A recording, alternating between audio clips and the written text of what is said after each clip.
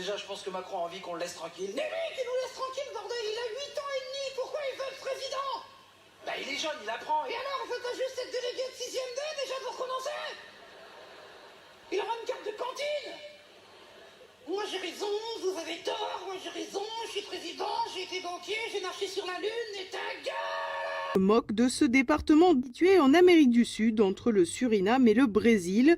Il faut dire qu'au-delà de ses ressources de bois, le territoire n'est pas très accueillant. Et donc parce que nous sommes des enracinés, il y a des arbres à côté de nous, il y a des rivières, il y a des poissons, il y a des frères et des sœurs.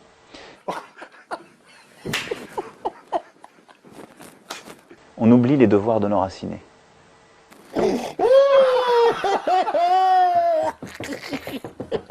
L'argent ne se mange pas. Il ne se mange pas, je confirme. Il ne se respire pas. Il ne s'aime pas. Ou alors on devient très dangereux. Vive le vent d'hiver, qui s'en va sifflant, soufflant dans les grands sapins verts. Oh, vive le temps. Qu'est-ce qu'il faut prendre? Moi j'aime bien les cordons bleus là. Avec du menu enfance.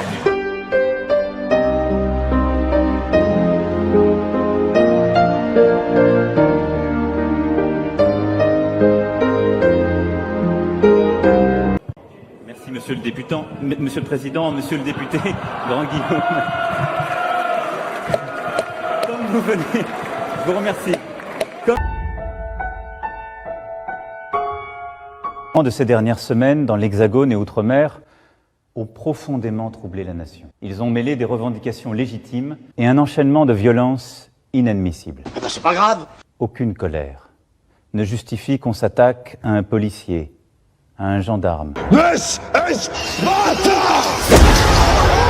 N'approche pas, je te fous un marron. Un marron à moi? Les papiers, allez hop. Quand la violence se déchaîne, la liberté cesse.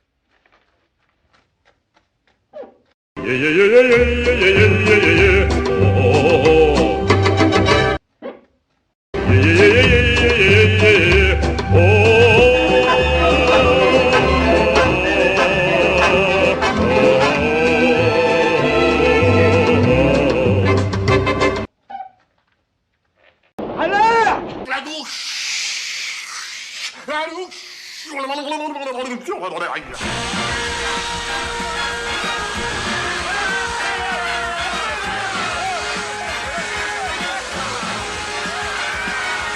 Ce fut d'abord la colère contre une taxe. Et le Premier ministre a apporté une réponse en annulant et en supprimant toutes les augmentations prévues pour le début d'année prochaine. Pourquoi vous me le dites pas? Ah ben, je vous le dis. Quand? Maintenant. Vous êtes un menteur. A few moments later. Mais 7 et 7, ça fait combien?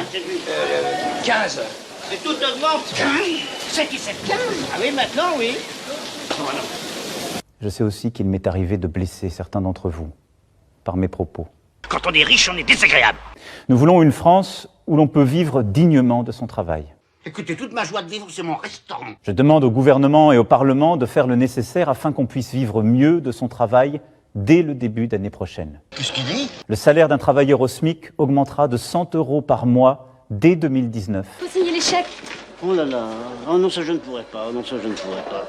C'est la fin du mois. Encore? Enfin, les gars, un mois, c'était déjà la fin du mois. Et puis dans un mois, ce sera encore la fin du mois. Et puis après un jour, ça s'arrête. Oh non, je ne pourrais pas. Je ne sais pas. Sans qu'il en coûte 1 € de plus pour l'employeur. C'est pourquoi je demanderai à tous les employeurs qui le peuvent de verser une prime de fin d'année à leurs employés.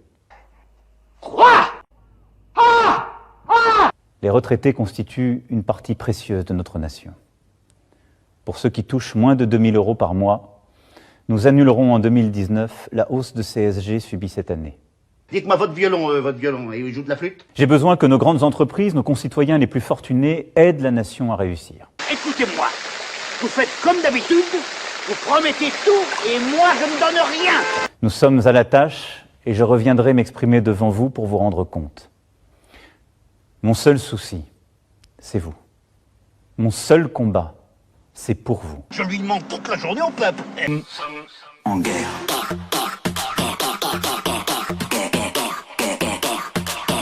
J'ai décidé qu'il fallait retrouver, à partir de vendredi, le confinement qui a stoppé le virus.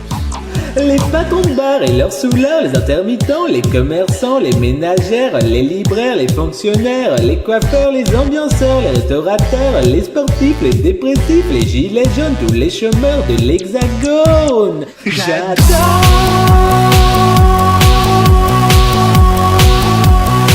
confiner les Français et les faire mijoter. Alors je confine et je déconfine.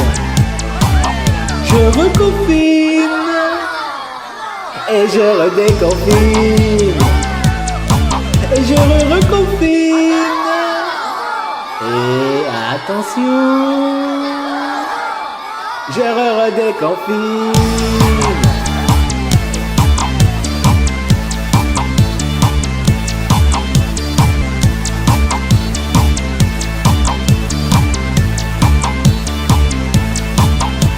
Les gens ont envie de bosser, ils ne veulent pas être confinés. Ils commencent tous à douter, et là je me sens en danger. Alors je leur dis que c'est pas moi, c'est le virus qui fait la loi. Mais quand on vaincra le corona, qu'ils n'oublient pas de voter pour moi.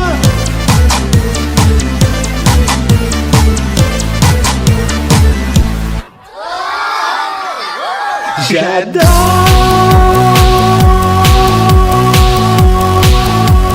confiner les Français, moi le roi de l'Élysée. J'adore, j'adore, j'adore, j'adore, j'adore, j'adore.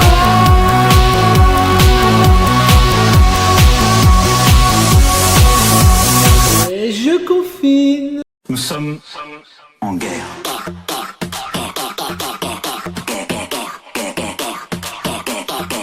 Nous sommes en guerre.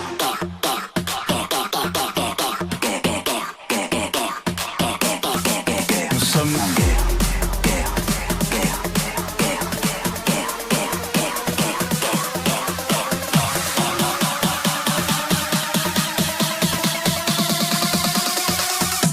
Nous sommes en guerre.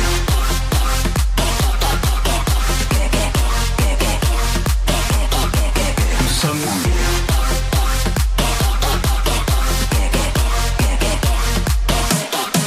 Nous sommes en guerre.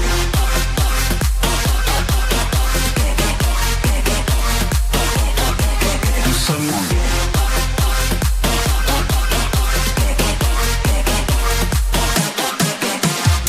Françaises, Français, mes chers compatriotes, j'ai décidé de mettre en danger chacun d'entre nous, de jour comme de nuit, avec force, dès demain, en temps de paix.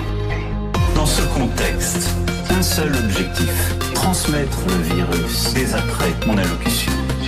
Et en restant chez vous, occupez-vous des proches, je pense que c'est important dans les moments que nous vivons. Nous sommes en guerre.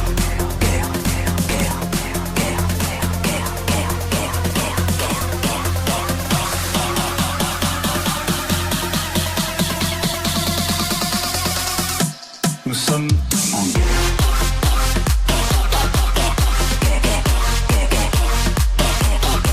Nous sommes en guerre.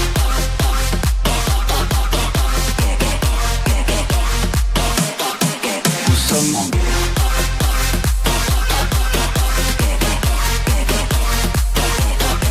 Nous sommes en guerre.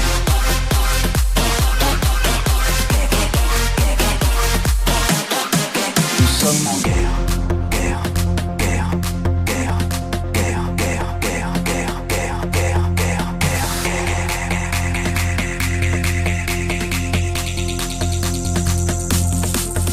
J'éprouve de la compréhension pour ces concitoyens, mais je ne céderai rien à ceux qui veulent la destruction et le désordre.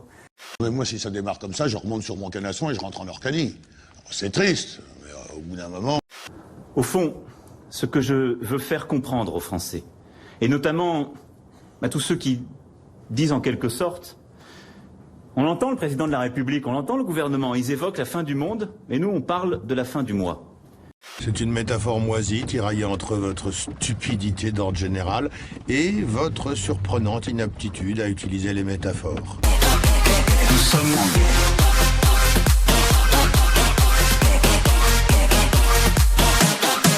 Nous sommes en guerre.